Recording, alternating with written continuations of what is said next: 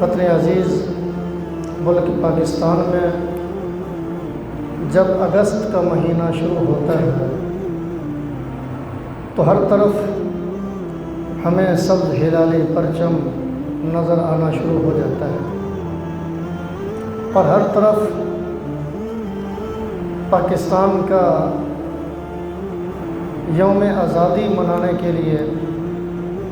مختلف قسم کی بہاریں ہمیں نظر آتی ہیں، اور جیسے جیسے 14 اگست کا وقت قریب آتا ہے ان بہاروں میں مزید اضافہ ہوتا رہتا ہے، اور ہونا بھی ایسے چاہیے کہ جو قوم اپنے یوم آزادی پر اللہ کا شکر ادا کرتی ہے،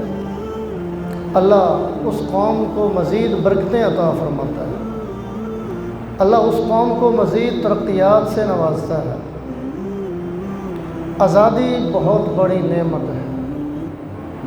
اور غلامی بہت بڑا عذاب ہے۔ غلامی سے بڑھ کر اور کوئی عذاب نہیں، اور آزادی سے بڑھ کر اور کوئی نعمت نہیں۔ آزادی بہت بڑی نعمت ہے، اور اس نعمت کی قدر ان لوگوں کو ہوتی ہے کہ جو پہلے غلامی کی زندگی گزار چکے ہوتے ہیں، ان کو پھر صحیح طور پر آزادی کی قدر و قیمت حاصل ہوتی ہے، صحیح طور پر ان کو آزادی والی نعمت کی قدر ہوتی ہے۔ اللہ تبارک و تعالی نے یہ اصول بیان فرمایا ہے، لئن شکرتم لازیدنکم، تمہیں جو نعمتیں میسر ہوں، تمہیں جو نعمتیں حاصل ہوں، ان نعمتوں پر اگر تم اللہ کا شکر ادا کرو گے، ان نعمتوں پر ان نعمتوں کی قدردانی کرو گے، اس نعمت کے دینے والے کا شکر ادا کرو گے،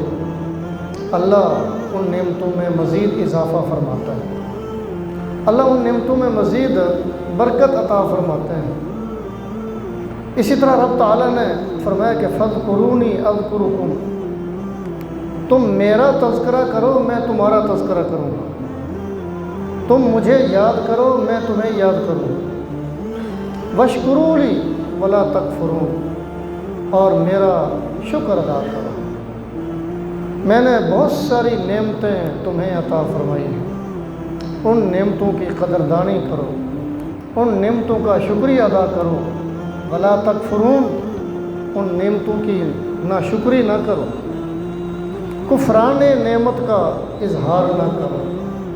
ورنہ اللہ تبارک و تعالی دی ہوئی نعمت کو واپس بھی لے سکتے ہیں، دی ہوئی نعمت کو رب تعالی چھین بھی سکتے ہیں۔ تو نعمت کے چھن جانے سے پہلے فرمایا کہ اس کی قدر کرو، رب کا شکریہ ادا کرو۔ اللہ تبارک و تعالی نے ہمیں 2 نعمتیں عطا فرمائی، اور وہ بھی اگست کے مہینے میں 2 نعمتیں ہمیں عطا فرمائی۔ پہلی نعمت تو یہ ہے کہ رب تعالی نے 14 اگست 1947 کو ہمیں غلامی سے نجات عطا فرمائی، ہمیں غلامی سے آزادی نصیب فرمائی، ہم آزاد ہوئے۔ دوسری نعمت رب تعالیٰ نے ہمیں یہ عطا فرمائی کہ ہمیں ایک مستقل، ایک بہترین خوبصورت ہمیں ایک وطن عطا فرمایا۔ تو آزادی ایک الگ نعمت ہے، اور پاکستان مملکت، ایک ریاست، ایک اسٹیٹ اللہ تعالیٰ نے جو ہمیں عطا فرمایا ہے یہ الگ نعمت ہے۔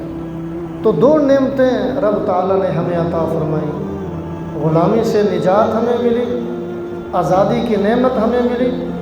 آزادی کی نعمت ہمیں میسر آئی، اور پھر رب تعالیٰ نے ساتھ ساتھ ہمیں آزاد وطن دیا، آزاد ریاست ہمیں عطا فرمائی، آزاد مملکت ہمیں عطا فرمائی۔ اس لیے کہا جاتا ہے کہ خدا داد مملکت، خدا داد ریاست، خدا داد وطن، کہ یہ وطن اللہ کا دیا ہوا ہے، اور اللہ تعالیٰ نے جس رات جس دن یہ نعمت ہمیں عطا فرمائی وہ بھی شب قدر کی رات، لیلۃ القدر۔ اللہ کے ہاں راتوں میں سب سے افضل جو رات ہے وہ لیلۃ القدر ہے۔ اللہ کے ہاں راتوں میں سب سے بہترین اور افضل جو رات ہے وہ شب قدر ہے۔ تو شب قدر کو رب تعالیٰ نے ہمیں یہ دو نعمتیں عطا فرمائی ہیں۔ اب ہماری ذمہ داری کیا بنتی ہے کہ ہم اللہ کی ان دی ہوئی نعمتوں کا شکر ادا کریں، اور جس بنیاد پر، جس نظریے پر، جس فکر پر ہمیں یہ دو نعمتیں ملی تھیں، ہم اس نظریے کو قائم کریں، اس نظریے کو نافذ کریں، اس کے نفاذ کی کوشش کریں، جد و جہد کریں، اس فکر کو اپنانے کی کوشش کریں، اور اس فکر کو اپنے وطن میں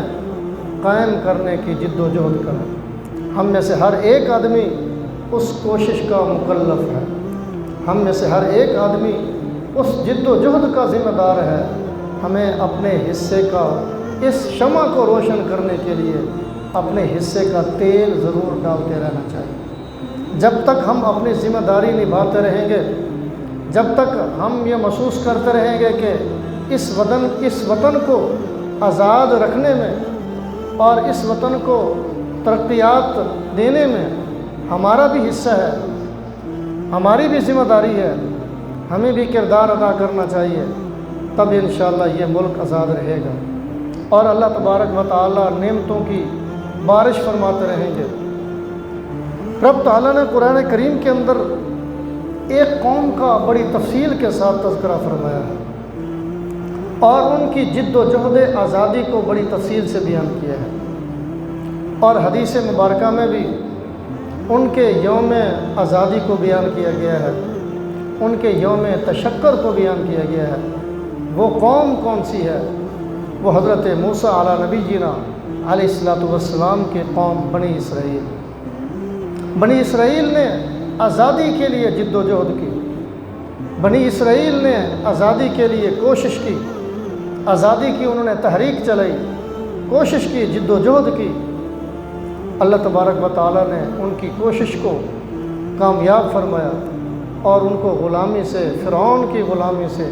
نجات عطا فرمائی، اور فرعون کی غلامی سے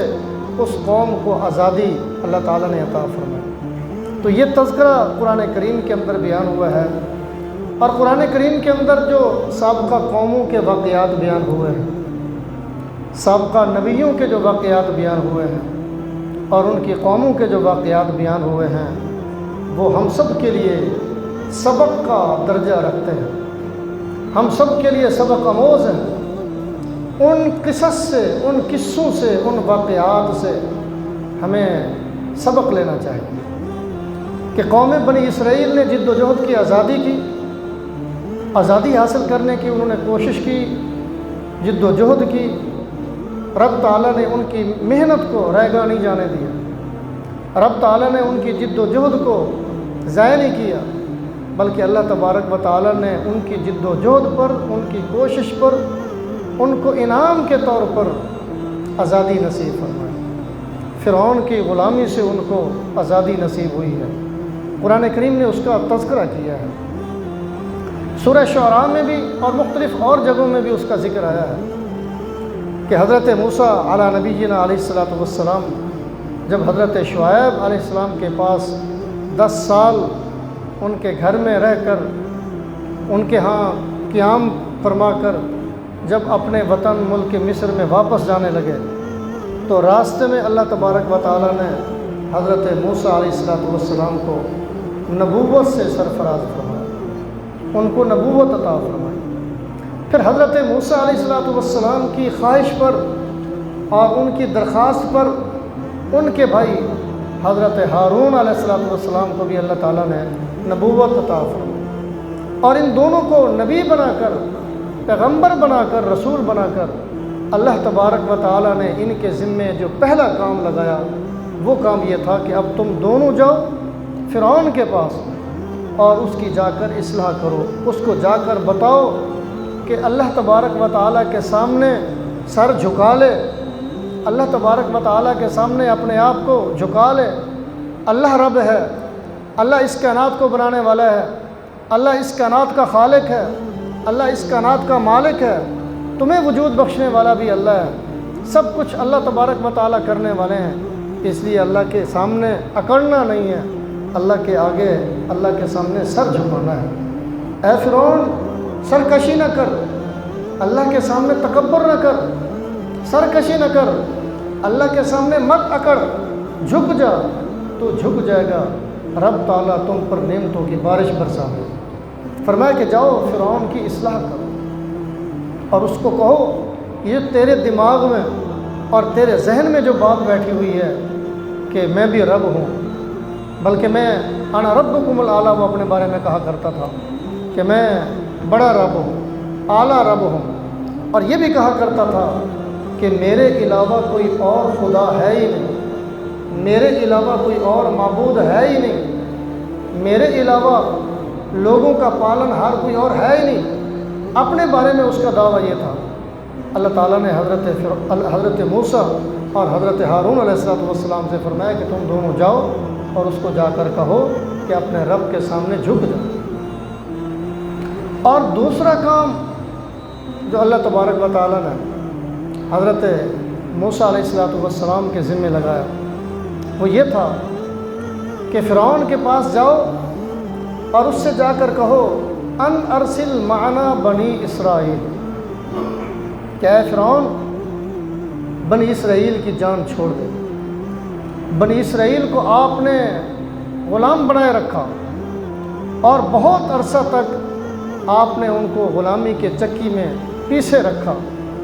اب بنی اسرائیل کی جان چھوڑ دے، ان کو غلامی سے نجات دے دے، ان کو آزادی دے دے، اور آزادی لے کر اللہ تعالیٰ نے فرمایا کہ اے موسیٰ اپنی قوم کو آزادی دلوا کر، فرعون کے ظلم سے نجات دلوا کر اب اپنی قوم کو آپ نے اپنے وطن فلسطین میں لے جانا ہے، چونکہ ان کا وطن جو تھا وہ فلسطین تھا، اور پھر یہ مصر میں آباد ہو گئے تھے حضرت یوسف علیہ السلام کے زمانے میں، اور اس کے بعد سے یہ بنی اسرائیل مصر میں آباد تھے۔ لیکن پھر اللہ تعالیٰ نے حضرت موسیٰ علیہ السلام سے فرمایا کہ جاؤ آزادی کی جد و جہد کرو اور فرعون سے آزادی مانگو، مطالبہ کرو، جد و جہد کرو، کوشش کرو اور اس غلامی سے نجات حاصل کرو، تمہیں نجات مل جائے گی، تمہیں غلامی سے چھٹکارا مل جائے گا، لیکن تمہیں جد و جہد کرنی ہوگی۔ حضرت موسیٰ علیہ السلام نے کوشش کی، جد و جہد کی، اللہ تبارک و تعالیٰ نے ان کی محنت کو قبول فرمایا اور بنی اسرائیل کو فرعون کے ظلم سے نجات عطا فرمائی، فرعون کی غلامی سے ان کو آزادی عطا فرمائی۔ تو جب حضرت موسیٰ علیہ السلام نے فرعون کے سامنے آزادی کا مطالبہ کیا اور آزاد وطن میں جانے کے لیے فرعون سے کہا کہ میری قوم کو جانے دے، اس پر مزید ظلم نہ ڈھا، اس کو غلامی سے نجات عطا کر دے، اس کے جواب میں فرعون نے کیا کہا؟ اس نے حضرت موسیٰ علیہ السلام کو تانا دیا، الم نربک فینا ولیدا ولبثت فینا من عمرک سنین، موسیٰ تو میرے گھر میں پلا بڑھا ہے، میرے پیسوں پر پلا بڑھا ہے، میرے خرچ پر تو پلا بڑھا ہے، لڑکپن تیرا میرے ہاں گزرا، بچپن تیرا میرے ہاں گزرا، جوانی کا ایک حصہ میرے ہاں گزرا، جوان ہونے تک تیرا سارا خرچہ میں نے اٹھایا ہے، تیرے کھانے کا، پینے کا، لباس کا، رہن سہن کا سارا خرچہ میں نے تیرا اٹھایا ہے، تجھے بڑا کیا ہے، پلا بڑا تو میرے خرچ پر ہے، اب تو مجھے یہ آ کر کہتا ہے کہ میں بنی اسرائیل کو نجات عطا کر دوں اور ان کو آزادی دے دوں۔ یہ اس نے گویا کہ تانا دی۔ اس کے جواب میں حضرت موسیٰ علیہ السلام نے فرمایا کہ جو تو نے مجھ پر خرچ کیا ہے وَتِلْكَ نِعْمَةٌ تَمُنُّهَا عَلَيَّ أَنْ عَبَّدْتَ بَنِي إِسْرَائِيل، کیا اس خرچ کرنے کی قیمت یہ ہے؟ تو نے میرے لباس پر، میری خوراک پر، میرے کھانے پینے پر جو کچھ خرچ کیا ہے، کیا اس کی قیمت یہ ہے کہ میری قوم کو تو غلام بنائے رکھے، میری قوم کو غلامی کی چکی میں ان کو پیسے رکھے؟ یہ اس کی قیمت ہے؟ فرمایا کہ نہیں، اب ہم نجات لیں گے آپ کی غلامی سے، اب ہم آزادی لیں گے۔ چنانچہ رب تعالیٰ کے حکم پر حضرت موسیٰ علیہ السلام نے یہ جد و جہد کی، ان کے بھائی نے ان کا ساتھ دیا، بنی اسرائیل نے کوشش کی۔ تو جو قوم کوشش کرتی ہے اللہ تبارک و تعالیٰ اس کو نجات بھی عطا فرماتی ہے، ان کو آزادی کی نعمت بھی عطا فرماتی ہے، اور ظالموں سے، ان کے ظالموں کے ظلم سے ان کو نجات بھی عطا فرماتی ہے۔ تو جب یہ بنی اسرائیل کی قوم نے جد و جہد کی، اللہ تبارک و تعالیٰ نے فرعون کے ظلم سے، فرعون کی غلامی سے ان کو نجات بخشی اور ان کو آزادی عطا فرمائی، یہ آزاد ہو گئے۔ اب حدیث مبارکہ میں ان کے یوم تشکر کا تذکرہ ہمیں ملتا ہے، اس قوم کے یوم آزادی منانے کا ذکر ملتا ہے۔ نبی مہربان رسول مکرم آقا دو عالم جناب رسول اللہ صلی اللہ علیہ وسلم مکہ سے ہجرت فرما کر جب مدینہ طیبہ پہنچے تو دو قبیلوں کی خواہش پر، جو مسلمان قبیلے تھے اوس اور خزرج، ان کے کہنے پر آپ صلی اللہ علیہ وسلم مدینہ طیبہ پہنچے۔ وہاں ایک ریاست کی بنیاد رکھی، اسلامی سلطنت کی ایک بنیاد رکھی، اور آس پاس کے جو قبائل تھے ان میں مسلمان قبائل بھی تھے، یہودی قبائل بھی تھے۔ جو یہودی قبائل تھے ان کے ساتھ اللہ کے نبی صلی اللہ علیہ وسلم نے معاہدات فرمائے کہ تم مسلمان ہو جاؤ، ہمارے بھائی بن جاؤ گے، اسلامی ریاست کا حصہ بن جاؤ گے، تمہاری عزت ہماری عزت، ہماری عزت تمہاری عزت، تمہاری آبرو کی حفاظت ہم کریں گے، تمہارے خون کی حفاظت ہم کریں گے، سب تمہارے مال کی حفاظت ہم کریں گے، ہم آپس میں بھائی بھائی بن جائیں گے اگر تم مسلمان ہو جاؤ۔ اور اگر تم مسلمان نہیں ہوتے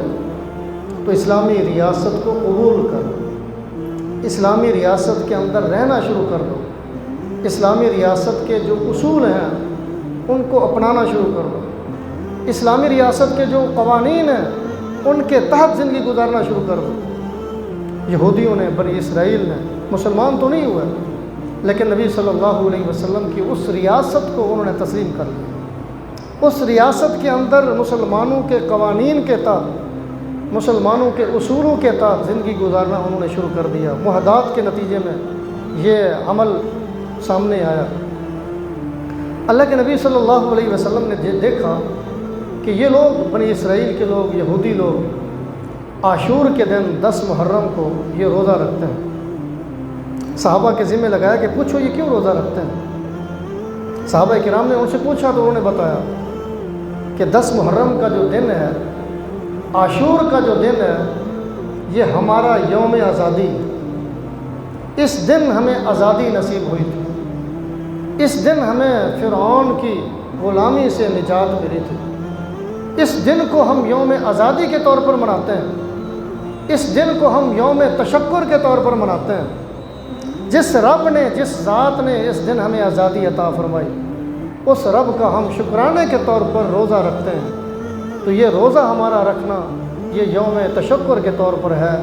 یوم آزادی کے دن کے طور پر ہے، تو ہم اللہ کا شکریہ ادا کرتے ہیں، روزہ رکھ کر رب تعالیٰ کا شکریہ ادا کرتے ہیں۔ نبی مہربان صلی اللہ علیہ وسلم نے فرمایا، اچھا، فرمایا کہ انا احق بموسیٰ منکم، جتنا تمہارا تعلق حضرت موسیٰ علیہ السلام سے ہے، فرمایا کہ میرا موسیٰ علیہ السلام کے ساتھ جو تعلق ہے اس سے بڑھ کر ہے، اس سے زیادہ ہے۔ اگر تمہارا تعلق حضرت موسیٰ علیہ السلام کے ساتھ ہے اور موسیٰ نے تمہیں آزادی دلوائی ہے اور تم شکرانے کے طور پر اللہ کا شکر ادا کرتے ہو، روزہ رکھتے ہو، تو ہمارا بھی تو موسیٰ علیہ السلام کے ساتھ تعلق ہے، بلکہ تم سے بڑھ کر تعلق ہے۔ اس لیے ہمیں بھی حق حاصل ہے کہ ہم تمہارے یوم آزادی پر، تمہارے یوم تشکر پر ہم بھی اللہ کا شکر ادا کریں۔ چنانچہ نبی مہربان صلی اللہ علیہ وسلم نے صحابہ سے فرمایا کہ آج کے دن تم روزہ رکھو، عاشور کے دن 10 محرم کو روزہ رکھو، اور رمضان کے روزوں کی فرضیت سے پہلے 10 محرم کا روزہ مسلمانوں پر فرض تھا، فریضے کے طور پر مسلمان اس دن روزہ رکھتے تھے اور فرض روزہ رکھتے تھے، لیکن بعد میں جب رمضان کے روزے فرض ہو گئے تو 10 محرم کا جو فرض روزہ تھا اس کی فرضیت ختم ہو گئی۔ لیکن اس کا جو نفل روزہ ہے وہ اب بھی باقی ہے۔ اب بھی ہم لوگ سب لوگ مسلمان 10 محرم کا روزہ رکھتے ہیں یوم تشکر کے طور پر، کہ اس دن رب تعالیٰ نے بنی اسرائیل کو آزادی عطا فرمائی تھی، انہوں نے یہ روزہ رکھا تھا یوم شکرانے کے طور پر۔ 14 اگست کو اللہ تبارک و تعالیٰ نے اس خطے کے رہنے والے مسلمانوں پر بڑا کرم فرمایا، ان کو انعام کے طور پر رب تعالیٰ نے 2 نعمتیں عطا فرمائی۔ ایک تو برطانیہ سے، انگریزوں سے اللہ تعالیٰ نے ہمیں آزادی عطا فرمائی، نجات، ان کے ظلم سے ہمیں نجات عطا فرمائی۔ اور دوسری نعمت رب تعالیٰ نے ہمیں یہ عطا فرمائی کہ ہمیں ایک آزاد مملکت عطا فرمائی، ایک آزاد وطن ہمیں عطا فرمایا، ایک آزاد ملک ہمیں عطا فرمایا۔ اور جب اس یوم آزادی کی، پاکستان کے حصول کی جب تحریک چل رہی تھی، تو اس تحریک کے اندر جو فکر پیش کی جاتی تھی، اس تحریک کے اندر جو نظریہ پیش کیا جاتا تھا، اس تحریک کے اندر لوگوں کو جب بلایا جاتا تھا تو کیا نعرہ لگایا جاتا تھا؟ پاکستان کا مطلب کیا؟ لا الہ الا اللہ۔ تو یہ ملک کس نظریے کی بنیاد پر بنا ہے؟ لا الہ الا اللہ کے نظریے کی بنیاد پر بنا ہے، اسلام کے نظریے کی بنیاد پر بنا ہے، اسلام کی فکر پر یہ ملک بنا ہے۔ بنانے والوں کے ذہن میں یہ بات تھی کہ ہمیں آزاد وطن ملے، ہم اس آزاد وطن کے اندر اپنے الگ سے قانون بنا سکیں، آزادی کے ساتھ ہم اللہ کی عبادت کر سکیں، آزادی کے ساتھ اپنے جو معاشرتی قوانین ہیں ان کو وضع کر سکیں، ہماری تہذیب، ہمارا کلچر، ہمارا تمدن اسلامی ہونا چاہیے، اسلام کے مطابق ہم زندگی گزاریں گے۔ تو اس نظریے اور اس فکر کے طور پر یہ جد و جہد آزادی کی گئی تھی، اور اس کی بنیاد پر رب تعالیٰ نے یہ ہمیں آزاد مملکت عطا فرمائی۔ تو 14 اگست یہ ہمارا یوم آزادی ہے۔ اس لیے جس طرح بنی اسرائیل نے اپنے یوم آزادی پر شکرانے کے طور پر روزہ رکھا تھا، تو ہمیں بھی اپنے یوم آزادی پر اللہ کا شکر ادا کرنا چاہیے۔ اللہ کی نعمتوں کی جتنی زیادہ ہم قدر کریں گے اور جتنا زیادہ رب تعالیٰ کا شکر ادا کریں گے، اللہ تعالیٰ اتنا زیادہ نعمتوں میں اضافہ فرمائے گا۔ اور اس جد و جہد کرنے والے جتنے لوگ تھے، جتنے کردار تھے، نام تو 2-4 ہمارے سامنے مشہور ہیں، لیکن ظاہر ہے اس جد و جہد میں بہت سارے گمنام کردار بھی ہیں، بہت سارے گمنام سپاہی بھی ہیں، بہت سارے گمنام فوجی بھی ہیں،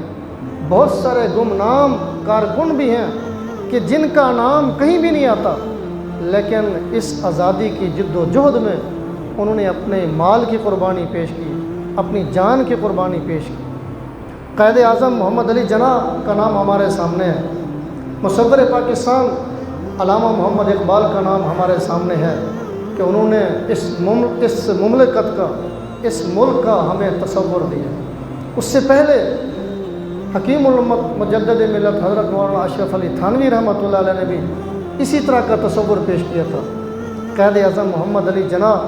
کے بہت سارے واقعات ہم پڑھتے ہیں، سنتے ہیں۔ مولانا اشرف علی تھانوی رحمہ اللہ جب اس جد و جہد آزادی کی تحریک میں شامل ہوئے تو قائد اعظم نے جو تبصرہ کیا وہ تبصرہ ان کا یہ تھا کہ بر صغیر کے تمام علماء ایک طرف اور مولانا اشرف علی تھانوی ایک طرف، ترازو کے ایک پلڑے میں اگر تمام علماء کو رکھا جائے اور دوسرے پلڑے میں صرف مولانا اشرف علی تھانوی کو رکھا جائے تو حضرت تھانوی والا جو پلڑا ہے فرمایا کہ وہ جھک جائے گا۔ ایسا بڑا عالم دین میرے ساتھ ہے، مجھے کسی کی پرواہ نہیں۔ مولانا اشرف علی تھانوی اور قائد اعظم کے درمیان جو خط و کتابت تھی، آپ وہ پڑھیں، آپ کے رونگٹے کھڑے ہوں گے کہ اللہ تبارک و تعالیٰ نے حضرت تھانوی کے دل میں کیسا تقوی پیدا کیا تھا، اور قائد اعظم محمد علی جناح کے دل کے اندر بھی رب تعالیٰ نے کیسا تقوی رکھا تھا۔ حضرت تھانوی رحمۃ اللہ علیہ نے اپنے بھتیجے مولانا شبیر علی تھانوی ان کو اپنا ایک خط دے کر بھیجا کہ جاؤ قائد اعظم کو دے کے آؤ۔ اب ان کے بھتیجے خط لے کر قائد اعظم کی جو قیام گاہ تھی وہاں پہنچے۔ کہتے ہیں رات کا وقت تھا، میں جب وہاں پہنچا تو قائد اعظم کے سیکٹری نے مجھے قائد اعظم کے کمرے میں بھیج دیا۔ رات کا وقت تھا، اندھیری رات تھی، ہلکی سی روشنی تھی، میں جب داخل ہوا تو قائد اعظم نماز پڑھ رہے تھے، سجدے میں تھے، اور سجدے میں رو رو کر پاکستان کے حق میں دعا کر رہے تھے۔ ایسے ہیرے رب تعالیٰ نے ہمیں عطا فرمائے۔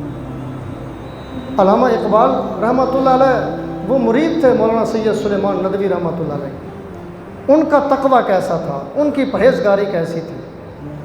ایک دفعہ انہوں نے خط لکھا سید سلیمان ندوی رحمۃ اللہ علیہ کو کہ جناب میں وکیل ہوں، لوگ مجھے اپنے کام کے سلسلے میں میری وکالت کی خدمات لیتے ہیں، مجھے اس کا معاوضہ دیتے ہیں، وہ معاوضہ طے ہوتا ہے کہ میں تمہارا کام کروں گا، تمہارا وکیل ہوں، وکالت کروں گا، پیسے طے ہوتے ہیں، لیکن اس کے علاوہ وہ کبھی کبھی مٹھائی بھی میرے لیے لے کے آتے ہیں، کچھ چھوٹا موٹا ہدیہ بھی لے کے آتے ہیں۔ تو سید سلیمان ندوی کو خط لکھا کہ مولانا مجھے بتائیے کہ وہ مٹھائی لینا میرے لیے جائز ہے، وہ ہدیہ وصول کرنا میرے لیے جائز ہے، وہ ان کا گفٹ لینا میرے لیے جائز ہے؟ یہ لوگ تقویٰ طہارت کے پہاڑ تھے۔ ایسے ایسے ہیرو اللہ تعالیٰ نے ہمیں عطا فرمائے۔ چھوٹی چھوٹی کوتاہیاں ہر بندے کے اندر ہوتی ہیں، منفی باتیں لوگ بیان کرتے ہیں، لیکن یہ مثبت باتیں بھی ہمیں بیان کرنی چاہیے، یہ مثبت کردار بھی سامنے آنے چاہیے قوم کے۔ اللہ تبارک و تعالیٰ نے یہ مملکت ہمیں عطا فرمائی، ہمیں اس کی قدر کرنی چاہیے، اللہ کا شکر ادا کرنا چاہیے۔ جتنا ہم رب کا شکر ادا کریں گے، رب اس ملک کو اور زیادہ ترقی عطا فرمائے گا۔ انشاءاللہ یہ ملک چلے گا، پھیلے گا، پھولے گا، اور انشاءاللہ تا قیامت یہ ملک آباد رہے گا۔ بس ذمہ داری ہماری اتنی ہے کہ ہم اس ملک کو بنانے میں جس طرح ہمارے بڑوں نے کردار ادا کیا تھا اور مخلص ہو کر انہوں نے کردار ادا کیا تھا، ہم بھی اپنے حصے کا تیل ڈالیں، اور یہ جو پاکستان کی شکل میں ایک شمع چل رہی ہے، اس شمع کو روشن رکھنے میں اپنا کردار ادا کریں۔ اللہ ہم سب کو عمل کی توفیق عطا فرمائے۔